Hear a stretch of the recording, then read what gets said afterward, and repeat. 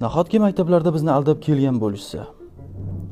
Gap globusning qanday aylanayotgani haqida emas. Yer yassi shaklda ham demoqchi emasman. Gap shundaki, dunyo xaritasida barcha davlatlar qatori O'zbekistonniki ham xato tasvirlangan. Siz videoga yoqtirmani bosib turing, men tushuntiraman. Hammamiz o'qib o'rgangan xaritalar bizni shu paytgacha chalg'itib kelgan.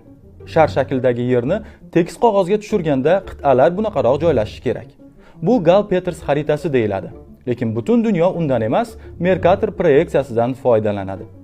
Unda O'zbekiston ham ekvatorga yaqinroq bo'lgani uchun siqibroq ko'rsatiladi. Xaritaga qaragan odam O'zbekistonni Rossiya ostidagi juda kichik davlat deb o'ylaydi. Aslida Rossiya ham ko'ringanidek bu qadar katta emas.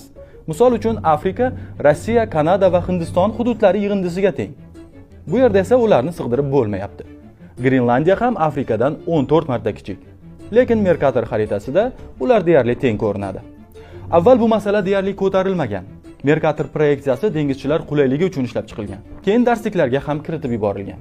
O'qituvchilar esa chuqurlashmasdan yer sharini qog'ozga to'liq tushirish qiyin deb yuzaki o'rgatib ketishgan. Gall-Peters xaritasi haqiqatga yaqin bo'lgani bilan u bizga g'alati ko'rinadi. Ajoyib paradoks. Globusda esa hammasi joyida. Shuning uchun davlatlarni undan o'rganing. Biz ishonadigan xaritada shunchalik illyuziya bo'lsa, yana qancha haqiqatlardan bexabar ekanmiz-a?